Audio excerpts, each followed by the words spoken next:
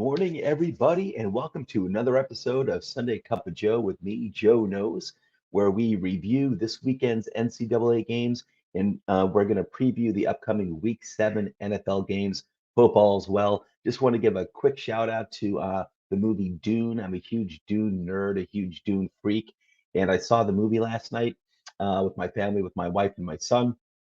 I read all the books, so I know everything about it. I was really looking forward to this movie. It didn't disappoint. I enjoyed it a lot. I do have to say, though, just a recommendation that you should see the original movie 1984 first. I would recommend that because I think it provides some context that maybe this movie didn't, and vice versa. I think there was some context in this movie that was provided that the original didn't. So the thing is that the movie that came out recently, the new version of Dune, is just the first half. So there will be a second movie, but I would recommend seeing the 1984 version first anyway. And because it's a very complicated story. There's so much. This movie takes place like 30,000 years in the future, and there's so much backstory there. And I certainly recommend reading the book Dune. It is one of the best books I've ever read, one of my favorite of all times. And obviously, that's going to give you a lot of background and it's going to give you the whole story. But my point being that it's a very complicated story. So if you're not familiar with the story, you might come out with a lot of questions. And if you have friends, which you probably do, who know all about Dune, they can fill you in. But read the book; it is fantastic. But the movie is really, really good, and I plan on going to the theater to see it at least a second, maybe a third time. But anyway, let's get into our football content. I hope you have your coffee or tea with you, like I do. I'm a little low on the coffee this morning on my iced coffee, so that's like an emergency situation. But I do have my backup, which is a can of iced tea. So, but get yourself a nice Sunday liquid to wet your whistle, and let's dive into our content. Or before we do that, real quick, don't forget to hit that like and subscribe button. Hit that part. Give us that 5-star Apple review because we deserve it. Where you can find the show: Apple Podcasts, YouTube, Podbean, Spotify, and Facebook, where we have two pages: Toilets and Titles and When a Family Breaks, which is our Facebook page that is dedicated to this trading of sports memorabilia. And last but not least, you can find us at patreon.com/toilets and titles, where you can learn how you can further support the show. And we also have a new website which launched in August. It's fantastic. Toiletstotitles.com. It has all of our videos and articles, tons of fantasy and NFL content. Check it out. It's a lot of fun. That is where all of us, we've got like 12 of us on the Toilets to Titles team, and that is where we are all contributing. Like I said, videos like this one you can catch the link to on the website as well as the articles we're putting out every week. So, like I said, tons of fantasy content, tons of NFL content. Check it out. It is a lot of fun. I love that website. And following this show, this morning is the Blitz, which is our weekly fantasy football advice program. A lot of it's start sit advice, but hey, if you have any questions at all for your fantasy football teams, um, before you set your rosters, send your questions through the chat, and our hosts Mike, Alex, and Justin will answer any and all questions that you have. And eventually it will be a call-in show, but for right now, questions that you have, send it through the chat. Okay, so let's dive into our content over here. Let's start with the college games, everyone. So we had the number 2 Cincinnati Bearcats. First of all, number 1 Georgia didn't play this week. But Cincinnati Bearcats did. They're holding on to the number 2 ranking. They're now 7-0. They defeated Navy, who's now 1-6. The final score was 27-20. Closer than it should have been. Closer than it should have been. Uh, Cincinnati should have taken care of them by a much wider margin. But really, the only player to call out in this game in terms of statistics was the running back for the Bearcats, Jerome Ford, who's having a very good season. He put up 90 yards on 15 carries and he had a touchdown. And I want to go into his season totals so far. This guy's a junior, so Jerome Ford, I assume, is coming out into the 2022 draft. And he's got on the season, I'm not sure if this is updated. It's showing 799 yards rushing for Jerome Ford for this season. But what I've noticed is that I think I'm getting these numbers off of ESPN. I believe ESPN is not updating the total numbers from the previous game today.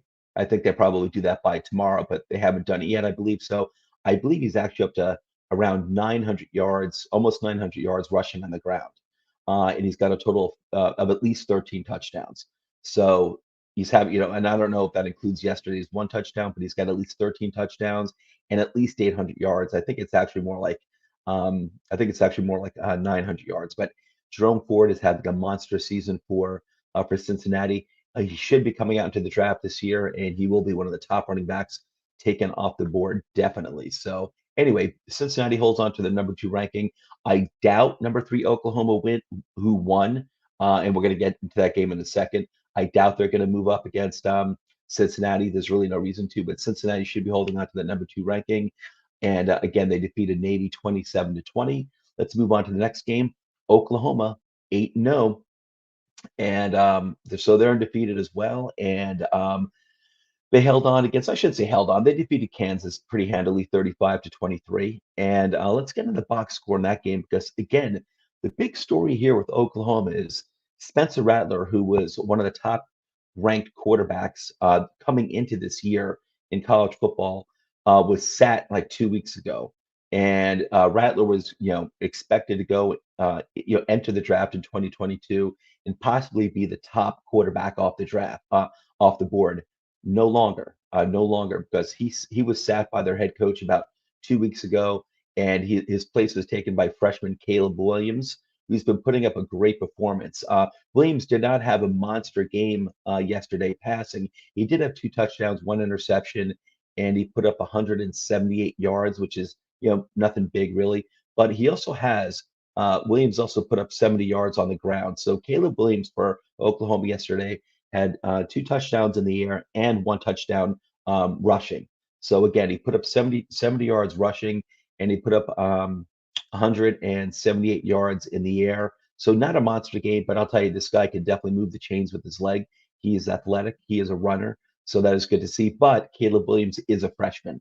So if you're a fan of an NFL team who's looking for a quarterback in this upcoming draft, it's not going to be Spencer Rattler, who was sat, and it's not going to be Caleb Williams, who is a freshman.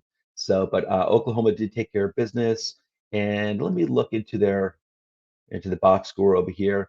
I don't think there's anyone big really worth covering, to be honest with you. Devin Neal, running back for Kansas, had 100 yards rushing, and wide receiver for Kansas, Kwame Lassiter, had 101 yards receiving. So, but Oklahoma staying in the number 3 spot because Georgia didn't play. They're definitely number 1. Cincinnati's number 2. They won. So Oklahoma, even though they won, they should be staying in the number 3 spot. And number 4, Alabama, definitely took care of business against Tennessee. Alabama's now 7-1. They won this game 52-24. Let's dive into that box score because we always know that Alabama is producing tons and tons and tons of players going into the draft every single year. So names that you want to keep an eye on. Again, Alabama's quarterback, Bryce Young, he's a sophomore. So I'm assuming he's going to be able to go into the draft if he wants to in 2022. And I'm assuming that he would do that because he's having a monster year. And when you're having a monster year, you want to get into the draft as soon as possible, especially if you're a quarterback, in my opinion. At least that's the thinking. I don't mind a quarterback like what Justin Herbert did a few years ago. Everyone expected him. Everyone expected Justin Herbert, quarterback from Oregon, to come out into the 2019 draft. I believe he was a junior at the time, and he decided to go back to Oregon for another year. Came out in the 2020 draft, and of course he went very high. I think number 7 is to the Chargers, and so they don't always go into the draft when you expect them to. But Bryce Young, quarterback, sophomore for Alabama, had another monster game, and he put up let's see, he put up, I'm sorry, I went to the wrong page here. Bryce Young did have 371 yards receiving, 2 passing touchdowns, and he had 42 yards on the ground rushing and 2 touchdowns rushing. So Bryce Young was responsible for 4 touchdowns yesterday, 371 yards in the air, 42 yards on the ground. So he had well over 400 yards combined. Brian Robinson Jr., this is another name you want to remember. Brian Robinson Jr., running back for Alabama. He had 3 touchdowns rushing on 107 yards. Jamison Williams, wide receiver for Alabama, 123 yards receiving. John Mechie, the third, another wide receiver for Alabama, 121 yards receiving and 2 touchdowns. So just monster games, absolute monster games by a lot of the Alabama players. Also on the Tennessee side, Hendon Hooker, quarterback, had a nice game himself, 282 yards, 3 touchdowns, 1 interception. And wide receiver for Tennessee, Cedric Tillman, 1 touchdown, 152 yards receiving. So those are really the players to call out there in that game. But again, Alabama, as always, loaded with talent. And I would expect by the end of this year, before the playoff games start, that Alabama is going to be ranked, if not number one, because Georgia is undefeated right now, and they hold the number one ranking. I would assume that Alabama is going to be ranked at least as high as number two by the end of the season. So, all right, so let's move on to number five, Ohio State defeating Indiana 54-7. Well, they destroyed Indiana 54-7. Ohio State's now 6-1. And I don't see them again. I don't see them moving up in the rankings because everyone ahead of them did win. That is Cincinnati, Oklahoma, Alabama. They all won. So Ohio State should be cemented in the number five spot. Let's go to that box score right there because Ohio State, of course, is always putting up, a whole bunch of players into the draft as well. Indiana's quarterback C.J. Stroud had 4 touchdowns in the air, 266 yards passing, and just looking for some other big numbers here. Uh, Trevion Henderson, running back for Ohio State, 2 touchdowns, 81 yards on the ground. Let's see, wide receiver for Ohio State, Jackson Smith Njigba. I believe it's Njigba. So Jackson Smith Njigba. I think the NJ is kind of silent. It's kind of like a yes sound. Jackson Smith Njigba. Let's go with that. 99 yards receiving on 6 receptions, no touchdowns, but nice game there. And that's really all that's worth. That's all it's worth calling out in this particular game here. And okay, so let's move on to Michigan. Michigan, a lot of Michigan fans in my area. I've got a bunch of Penn State and Michigan fans in my area over here in northeastern New Jersey. Michigan's doing so well. I'm glad that they're having a really good bounce back year this year. They're 7-0. They destroyed Northwestern 33-7. Michigan staying cemented at that number 6 spot because again, everyone ahead of them won as well. Michigan 7-0. And let's check out that box score over here real quick. Cade McNamara, quarterback for Michigan, a quiet game. Only 129 yards passing, 0 touchdowns. Running back for Michigan, Blake Corum had 119 yards, 2 touchdowns. Another running back for Michigan, Hassan Haskins, had 110 yards rushing, 2 touchdowns. So this is definitely a running affair for Michigan today, for the Wolverines yesterday, I should say. They just ran all over Northwestern. Michigan ran for a total of 294 yards and 4 touchdowns. So monster game by Michigan's running game, good for them. And really nothing all that great to call out for Northwestern. Wide receiver Evan Hull for Northwestern did have 1 touchdown, 81 yards, and that's really it worth calling out, to be honest with you. This is actually kind of a quiet week because a lot of these games where you didn't really have a lot of good matches this week. It was a lot of mismatches, just good teams against not good teams, and you had a few upsets, but none of the top teams were really upset this week, except for Penn State. Disappointingly, Penn State was upset by Illinois. Penn State came in ranked number 7. They are upset by Illinois 20-18. That is a serious disappointment, but Penn State is also seriously banged up. So Penn State came into this game. They're missing a lot of key pieces on offense. So I'm not surprised. Well, I am still kind of surprised by this result, but Penn State's going to take a tumble because they are all banged up. They're going to take a tumble out of the top 7 this week. And I think after that, they're going to drop further and further because they have a lot of key injuries on offense. And depending upon who they're playing, it's going to be really tough for Penn State to keep pace with the rest of the top 10 teams. I don't think they're going to be able to do it. Okay, so let's move on to number 8. Number 8, Oklahoma State. They were upset as well by Iowa State. Iowa State's now 5-2. Oklahoma State is now 6-1.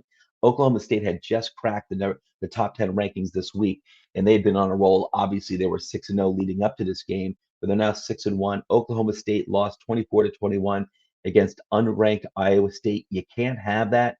That could easily be my stinker of the week. I mean, it could have been Penn State, but like I said, Penn State's all banged up, so Penn State's in big time trouble. But Oklahoma State, um, let's look at the numbers here in the box score. So Brock Purdy, quarterback for Iowa State, 307 yards passing, 2 touchdowns. Not much in the running game for Iowa State, but Iowa State's wide receiver Xavier Hutchinson went for 2 touchdowns on 125 yards. So monster game there. And Oklahoma State not looking good in this game, really. Even their quarterback Spencer Sanders had a quiet game, 225 yards. Well, he had 3 touchdowns, 225 yards, but overall, I'd say just in terms of the yards, like it's not a monster game. They only ran for 107 yards as well, Oklahoma State. So obviously not a big time performance by Oklahoma State. Iowa State obviously did a good job defensively against them. Again, Oklahoma State quarterback Spencer Sanders did throw for 3 touchdowns, but it was only on 225 yards. Um, so you're gonna see Oklahoma State probably take a tumble out of the top 10 this week after they just got into it. So that's a disappointment. But you know who is gonna move up in the rankings? Oklahoma. Oklahoma, number 10. They came in ranked number 10. They're now 6-1. They defeated UCLA, who's now 5-3. The final score of this game was 34-31. I should say that they held on against UCLA. But you know what? It's not surprising. These divisional games, I should say, these conference games, this is definitely a rivalry. Oregon, UCLA. This is a big time rivalry between these two schools, between these two programs. So close games like this shouldn't be a surprise. But let's definitely get into the box score in this one. There's one key player that we want to look at here is Kayvon Thibodeau, and he's been playing. He is the defensive end slash edge for Oregon, and he's probably going to be, depending upon which team is picking first this year, and if they don't need a quarterback, then Kayvon Thibodeau is probably going to be the first pick taken off the board. He had 2 sacks in this game, and I want to go into his.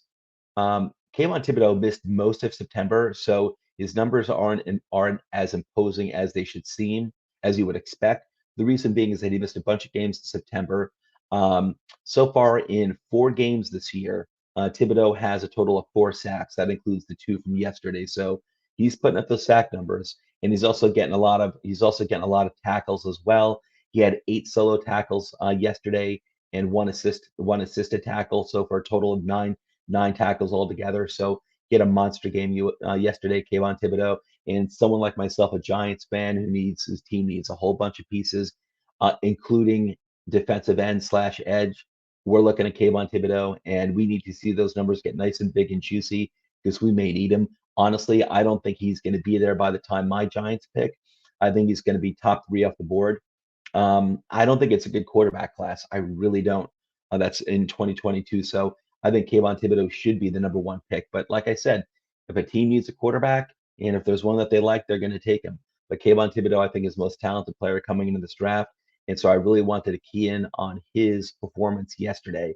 Um, let's see, Anthony Brown, quarterback for Oregon, 296 yards, but 0 touchdowns, 2 interceptions. Really, no monster games here. Well, I was going to say Travis Dye, running back for Oregon, had 4 touchdowns, but that was on 35 yards. So he was just really giving the ball close to the goal line there. And really no big numbers in this game, to be honest. The UCLA quarterback, Dorian Thompson Robinson, had 220 yards, 1 touchdown, 1 interception, and nothing else big to call out here. Running back for UCLA, Bertain Brown, 2 touchdowns, but only on 45 yards rushing. So again, the guy was handed the ball close to the goal line. That's pretty much all that was. So, but Oregon did hold on here. They're obviously going to move up in the rankings. They may move up as high as number 7, and they would deserve it because they are 6-1. They do have Thibodeau back, who's really, really big for them. So Oregon might move up to as high as number 7 with Penn State losing and Oklahoma State losing. That's probably going to happen. I'd say Oregon at least moves up 2 spots to number 8, but I think there's a good chance they're going to get as high as number 7. Okay, so next game after that, Ole Miss, number 12, Ole Miss 6-1 defeated LSU 31-17. Let's get into that game because Ole Miss has got some good players that we want to touch on, and especially Matt Corral, who's quarterback for Ole Miss. He had a quiet game, 185 yards passing, and only 25 yards on the ground. Was responsible for 2 touchdowns. That was one passing, one rushing. But Matt Corral's having a really good year for Ole Miss. He's a very good quarterback. And as of right now, he might be the top quarterback coming into next year's draft. He is a junior. The expectation is that he would come into next year's draft, that he would go into next year's draft. And he might be the top quarterback right now in the 2022 draft. But overall, I'm not crazy about this quarterback class. It does worry me. I'd be worried about spending a number one or number two overall pick on a quarterback in this class. But if a team loves a quarterback, then you got to take him.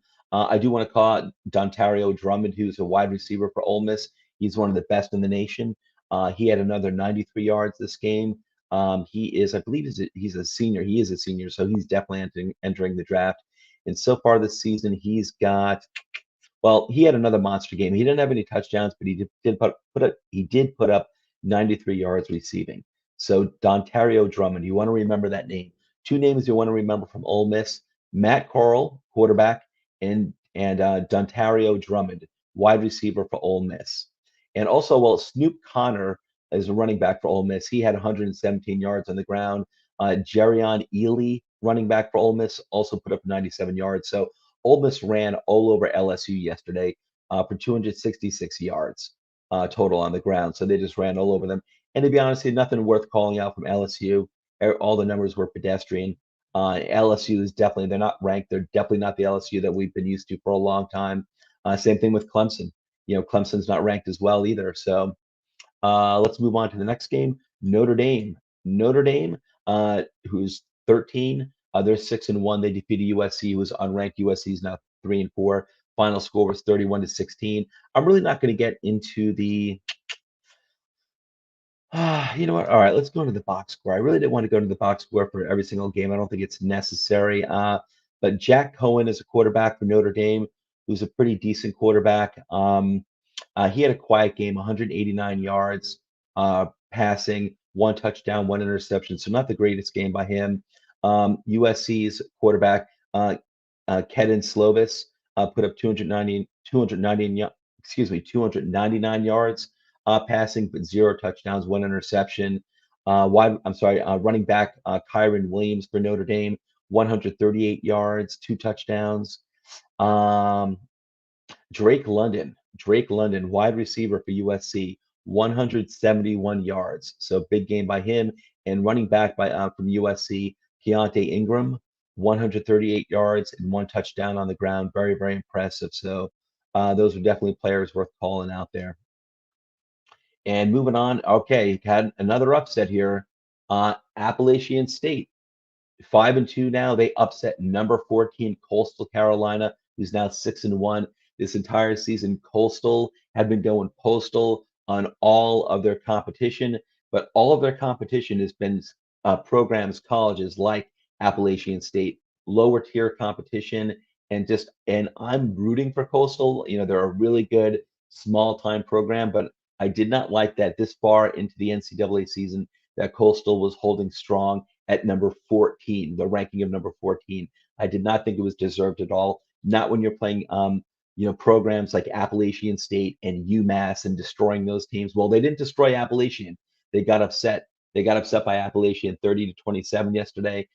So I think Coastal should take a big time tumble. I wouldn't be surprised if they tumble down to like number 20 because, like I said, Coastal is a small time program. All their competition has been unranked schools.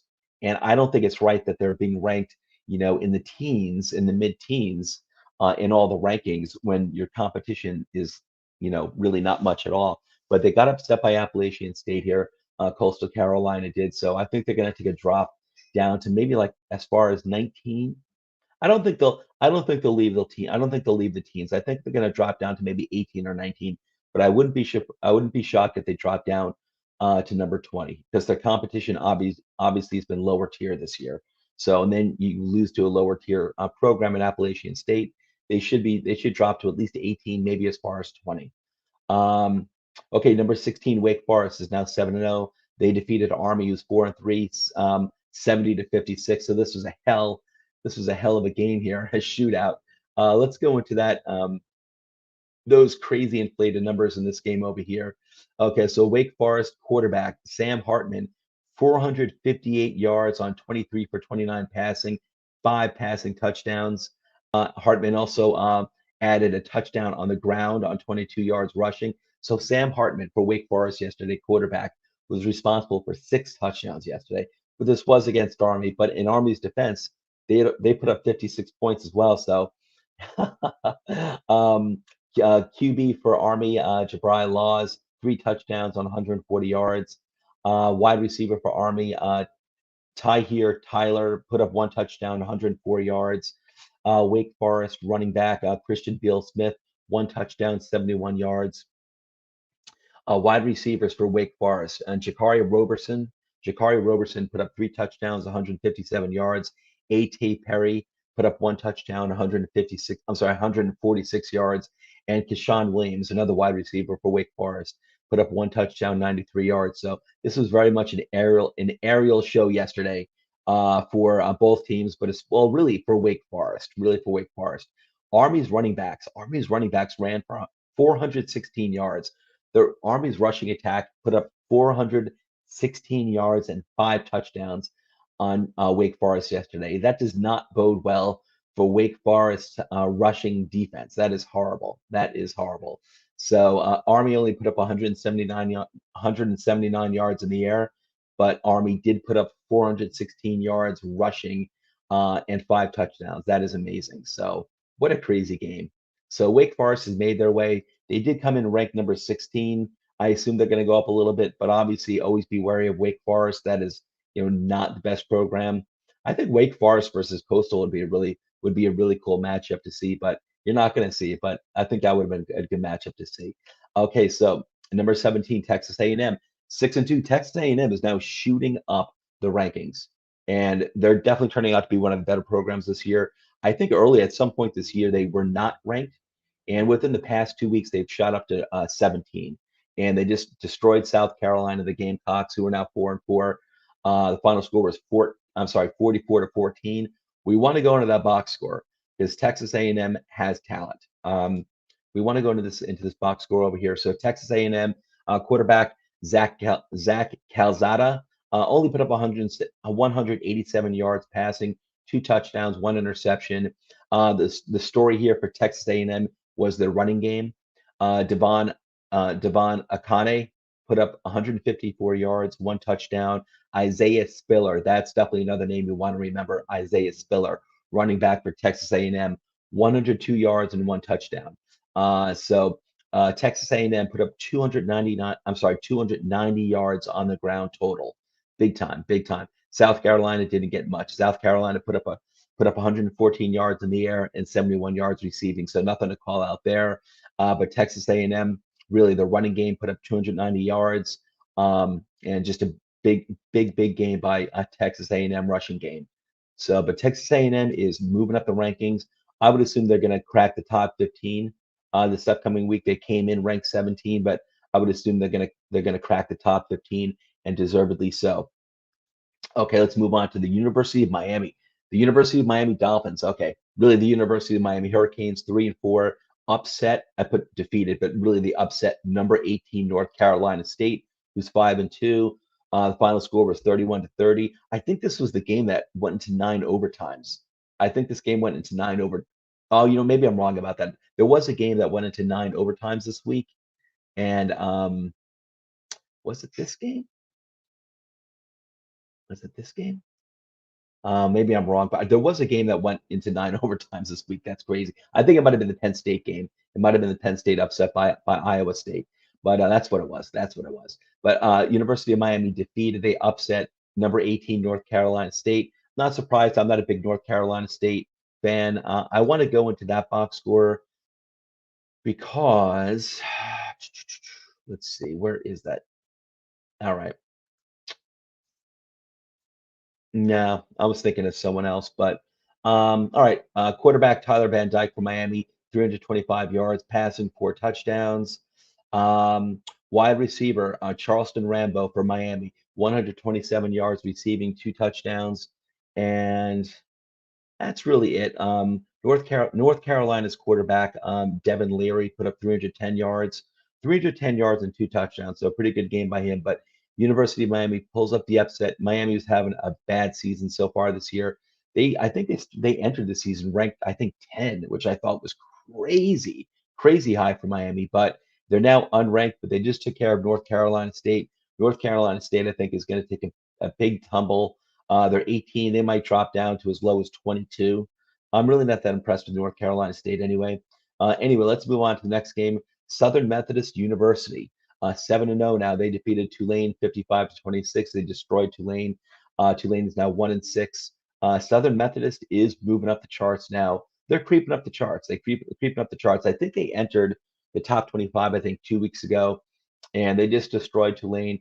SMU should crack the top 20. They should get as high as maybe as 18 this upcoming week. I'm not going to go to that box score. These last games, I'm really not going to go into the box scores over here. I want to move on to the NFL games in a little bit. Okay, San Diego State, another team that's creeping up the rankings, deservedly so. I'm really rooting for San Diego State. I like them a lot. They're now 7-0. They held on against Air Force, who's 6-2. The final score of the game was 20-14. San Diego State is ranked 22. I think they'll creep up to like maybe 20. I don't think they're going to crack the top 20, but I think they'll get as high as maybe 20. But they're creeping up the rankings. They're staying in there. I like them. I'm rooting for San Diego State. Okay, so 23 Pittsburgh, 6-1 defeated Clemson. Clemson's now 4-3. The final score in this game was 27-17. Pittsburgh as well. They're creeping up the rankings. As of a few weeks ago, they weren't ranked. They cracked the top 25. I think 2 weeks ago as well. I believe maybe it was last week, but they're ranked 23. They should move up a little bit too. And you had University of Texas San Antonio. That's UTSA. University of Texas San Antonio. They came in ranked 24. They're now 8-0. They defeated Louisiana Tech, who's now 2-6. The final score in this game was 45-16. And so they should move up maybe a spot there, maybe to 23. And then you had unranked Wisconsin. I can't believe Wisconsin is unranked. Just a few weeks ago, they were ranked pretty darn high. I forgot how high it was, but they were ranked pretty darn high.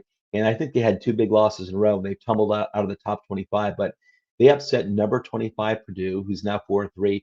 Final score of this game was 30-13, and that's crazy. I do want to go into this game, but because Purdue, actually both programs have some good players, and I do want to go into this box score here. Okay, Aiden O'Connell for Purdue, who had a quarterback for Purdue, who had a big game last week. I forgot who it was, but Purdue did have a big upset last week. That got them ranked into the top 25. Aiden O'Connell had a big game last week. He's not really a big time quarterback prospect, but he did have a big game last week. This week, not so much. Wisconsin's defense definitely took care of him. O'Connell had only 200 yards passing, 1 touchdown, 3 interceptions. That's horrible. I was looking for, all right, David Bell, wide receiver for Purdue. Last week had a monster game. This week only 33 yards receiving. Payne Durham, who's a wide receiver for Purdue, had 112 yards and 1 touchdown. And let's check out Wisconsin. Wisconsin's running attack, as always. Wisconsin's running attack had a monster game. Wisconsin's rushing attack yesterday put up 290 yards on the ground. 290 yards on the ground for Wisconsin yesterday. The quarterback only went 5 for 8, 52 yards passing. How crazy is that? 0 touchdowns. That is crazy. But Wisconsin running backs, Ches Malusi, 149 yards rushing, 1 touchdown. Another running back of theirs, Braylon Allen, 140 yards, 2 touchdowns. None of this is really a surprise because Wisconsin is always known for their running game. They're always stacked. Wisconsin always produces some of the best offensive linemen into the NFL every single year, every single draft class, and they always provide like at least one, really good or at least good running back each draft as well. So that is Wisconsin's bread and butter is their offensive line and the running game. It's been like that forever, and it continues. So Wisconsin should get back in the top 25 after this game. They'll probably take Purdue's spot.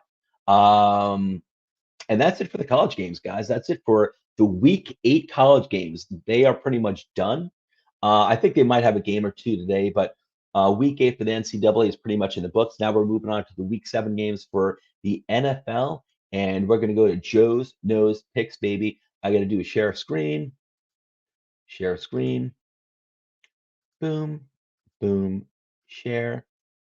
Okay, people, here we go. So last week, I thought I had a very good week last week. My week 6 results for my NFL picks last week, I was 10-4 with the spread and 10-4 straight up. My year-to-date results so far with all my picks, with the spread, I'm 58, 35, and 1, and straight up, I'm 63 and 31. So let's move on to my week 7 picks. These are, I did update, it says to be updated on Sunday because I do my picks both Wednesday night, my Wednesday night show, and I update them again on Sunday morning on this show, Cup of Joe. So I did update these picks this morning before I started recording. A lot of teams have a bye week. This week kind of stinks with the NFL. It was a stinky week in college football because the matchups I thought stunk. Yeah, you had your share of upsets, but really I thought the matchups were very boring in college football this week. And then this week in the NFL, you have a lot of teams, especially a lot of really good teams who have their bye week. So it's going to be kind of like a boring week in the NFL. There are 6 teams that had their bye this week. That's the Bills, the Cowboys, and those right there. Those are two of like probably the two of the top 4 teams in the NFL right now. The Bills, the Cowboys, Vikings, Steelers, Chargers, and the Jaguars. But you look at the Chargers too. That's another an elite team in the NFL right now. So it's a lot of good teams that are sitting out this week, but we'll get them back next week, and the NFL will be more exciting next week. Okay, so Broncos or Browns. I blew this game. The Browns were giving 2 points to the Broncos. I was taking the Broncos getting the points and the Broncos straight up because the Browns are so beat up. The Browns didn't even have Baker Mayfield. They had Case Keenum as their quarterback this week. All their starting running backs are injured, including Nick Chubb, Kareem Hunt. And Browns passing game has been non-existent, even with Baker Mayfield this year. Even though Cleveland did have both OBJ and Landry in the starting this game, it wasn't their passing game has not. It's been ugly this year. I thought Browns were going to get. I thought this game was cemented. I thought the Broncos were definitely going to win this game, and I was totally wrong there. Am I still connected on my? Okay, I'm sorry. I heard a weird beep there. I thought maybe I got disconnected. But anyway, I got this game wrong. The Broncos did win. Um, I forgot what the final score was. I think they won by at least 3. So I got this game wrong here. Not the Broncos, the Browns. The Browns won by at least 3. Maybe it was a touchdown. You know what? Let me see that. Let me go into ESPN. Hang on one second. Bear with me for 1 second. Hang on, guys. What was the final score of that game? That's bothering me now. So the final score of the Browns Broncos game. It was a 3-point game. The Browns won by 3 points. So I took the Broncos getting the points. I was wrong. I took the Broncos straight up. I was wrong. The Browns won that game 17-14. Definitely a defensive battle. Okay, Washington at the Packers. The Packers are laying 8.5. I'm taking Washington getting the points and the Packers straight up. This is more of a gut feeling thing. I think it's in Green Bay, but I think Washington's gonna. I don't think it's gonna be a close game, but I just think that Washington's gonna cover the spread. And Washington hasn't been looking good. Nothing's really been going all that right for them, but I just have a gut feeling about this game that Washington's going to win. They'll lose. Washington's going to lose, but they'll lose by like a touchdown. And it's not necessarily going to be close, but I think they're going to lose by like a touchdown. So I'm taking Washington with the points, but I'm taking the Packers straight up, of course, especially in Green Bay. The Chiefs at the Titans. The Chiefs are they're giving 4 points to the Titans in Tennessee. I'm surprised by that because Chiefs have been kind of mediocre this year. The Chiefs they've had hard games. They've had good competition so far, like their first 6 games this year.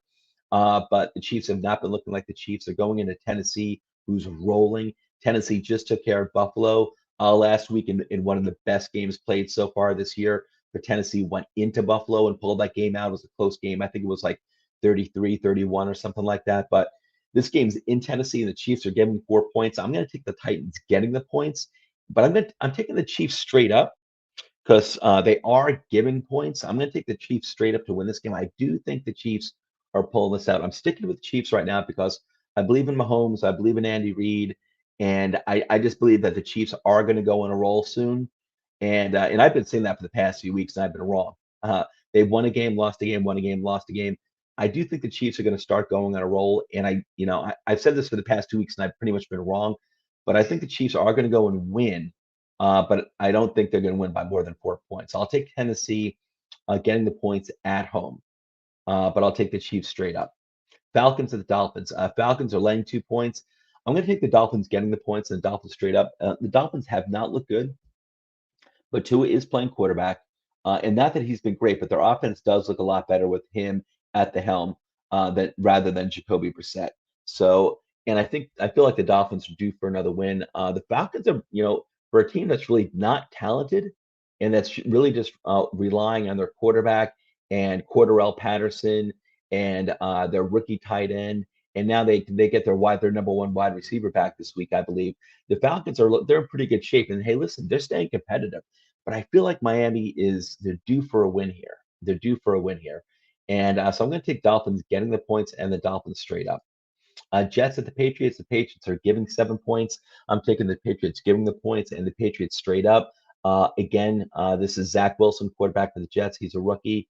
And I believe this is the second game against the Patriots this year. I believe they're playing their second game. So Zach Wilson, I think, has faced Belichick, but even if he hasn't, whether he has or he hasn't, it doesn't matter. It's still Zach Wilson's rookie year.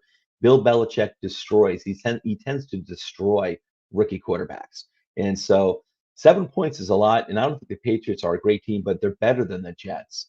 And like I said, when you've got Belichick going against a rookie quarterback, that's scary. I got to go with the Patriots, even though they're giving 7 points. I got to go with the Patriots straight up. Panthers at the Giants. The Panthers are giving 3 points at the Giants. My team, I'm taking the Panthers giving the points and the Panthers straight up. The Giants are just a hot mess right now. I love you, Giants, but they are so banged up on the offensive line. They even have, their offensive line is banged up, including their left tackle, Andrew Thomas, who the first 4 games was playing like one of the best left tackles in the game so far this year. In his first 4 games when he was healthy, now he's on IR. They've got other injuries along the offensive line. It's just a patchwork offensive line. The Giants also are not going to have Saquon Barkley this week. They're not going to have Kadarius Toney. They're not going to have Galladay. I don't even know if Engram is playing, but really Engram is not even a factor in the Giants offense anymore at all. So it's just the Giants are a hot mess. I got to go with the Panthers, even though the Panthers have some of their own problems too. I got to go with the Panthers. They don't have McCaffrey still, but I think they're just a better team than the Giants, and I got to go with the Panthers at the Meadowlands, giving points and straight up. Okay, so moving on to the Bengals at the Ravens. Ravens are given 6.5 points. I'm taking the Bengals getting the points and the Ravens straight up. Bengals have looked really, really good. And I think the Ravens are definitely proven themselves to be like one of the top, 5 or 6 teams in the NFL this year so far. And I'm not surprised because I always say never sleep on the Ravens. Whenever you think the Ravens are down and out, the Ravens come back. They're just a resilient team. I really, really appreciate the Baltimore Ravens. But I think the Ravens are going to win this game, especially in Baltimore. But I think the Bengals are going to keep it competitive. They've been playing that way the whole year so far. So, but then again, Burrow he's not a rookie, but he's a second-year quarterback. Going into Baltimore is no easy task, especially for a young quarterback. But you know what? Burrow and his wide receivers have looked very good this year. I think they're going to keep this game close. I'd be shocked if the Bengals won. I'm not picking that, but I'm going to take the Bengals getting the points because I think they're going to keep this within a touchdown. Eagles at the Raiders. The Raiders are giving 2.5 points. I'm actually taking the Eagles getting the points and the Eagles straight up to pull an upset this week. I think the Raiders are probably a more talented team than the Eagles, but I think they're going to have a hard time containing Jalen Hurts. Jalen Hurts has had a really nice season, both in the air and on the ground. He's a headache. He's a headache. And I think the Raiders are going to have a hard time containing Hurts. So I'm actually taking the Eagles in this game to pull the upset. So I'm taking the Eagles getting the points, getting the 2.5 points, and I'm taking the Eagles straight up. And again, this game is in Las Vegas. Okay, the Lions at the Rams. Now we've got a few games this week that have incredibly high point spreads.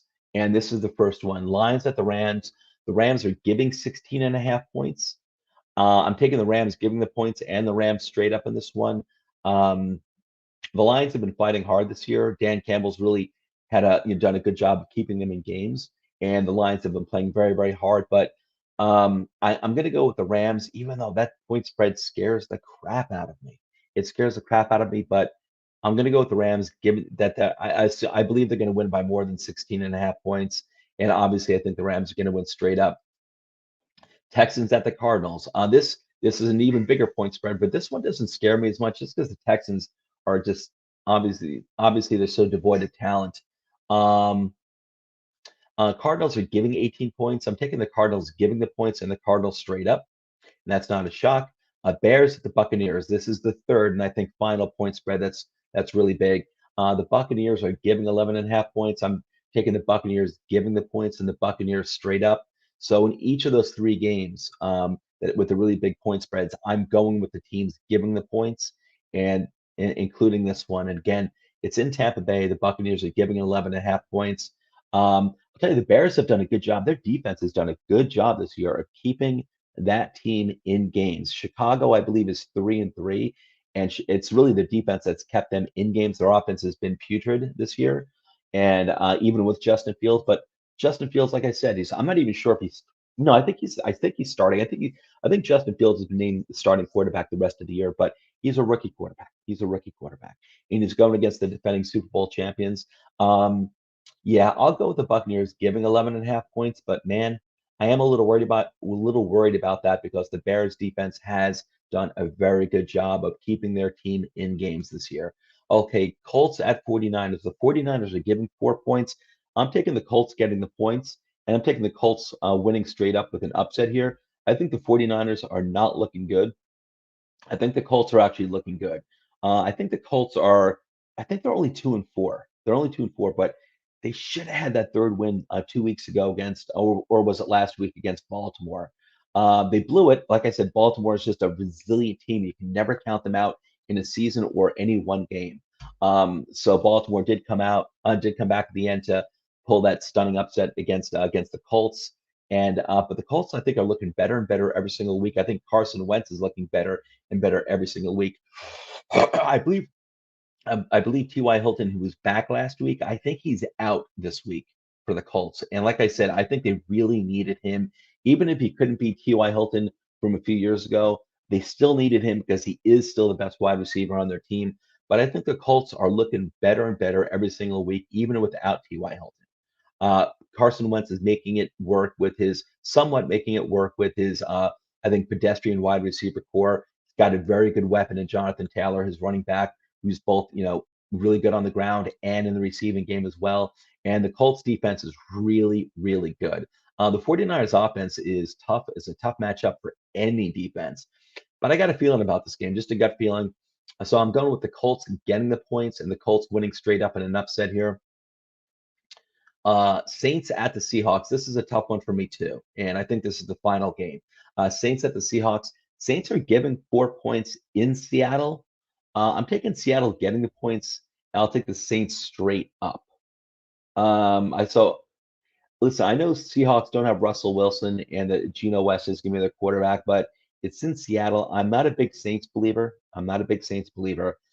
Seattle's defense is horrible. Russell Wilson is he's on the bench right now. He's injured, his broken finger, so he'll be out for a few more weeks. And they got Geno West at the helm, but I think Collins might be back, the running back. I think he might be back for Seattle. I could be wrong about that, but this game's in Seattle. I think New Orleans is gonna have a hard time there. I do think New Orleans will win straight up. Um, so I'll take the Saints straight up, but I'm going to go with the Seahawks getting the points, even though Geno West is the quarterback. I'm going to take Seattle getting the points in Seattle in this game. Like I said, I'm really not a huge believer in New Orleans anyway, to be honest with you. But anyway, those are my picks for Week 7 NFL games, and that's a wrap, everyone. But before we go, just want to go over real quick go over our schedule, our in-season schedule here at Toilets to Titles. We've got Monday night is our waiver wire program. That's for Patreon members only. Tuesday at 8 p.m. is Toilets to Titles, our flagship program. Wednesday at 9 p.m. is my other show, Joe Knows NFL Review Preview. That's where I do my review of the previous week's NFL games and my first preview of the upcoming NFL games. Following that show Wednesday night at around 10 p.m. is Dollars to Deuces, which is our weekly betting advice program. Thursday at 8 p.m. we have a dash of DFS. Saturday at around 7:30 p.m. is our Down Under Dynasty crew. That's our team in Australia who's providing fantasy advice, especially dynasty fantasy advice. So check it out; it's a lot of fun. 8 a.m. Sunday is the show that you're watching right now, Cup of Joe, and then following the show again is the Blitz at around 10:30 a.m. is the Blitz, which is a start sit advice, but it's basically all and any fantasy advice. So the hosts of that show, again, that's Justin, Mike, and Alex. They provide their own advice, but if you've got questions, send them through the chat. They will address any and all questions. And here are the Twitter handles for me and all my colleagues here at Toilets and Titles. Follow everyone there. It's a great crew, great bunch of guys. And just one last friendly reminder, don't forget to hit that like button, subscribe, hit the bell, and give us that 5-star Apple review because we deserve it. Anyway, I'm out of here, guys. Have yourselves a great weekend. See Dune. I absolutely loved it. And but read the book. Also read the book, Dune. It's one of the best books you'll ever read, especially if you love science fiction. But anyway, I'm out of here, everyone. Have a great weekend,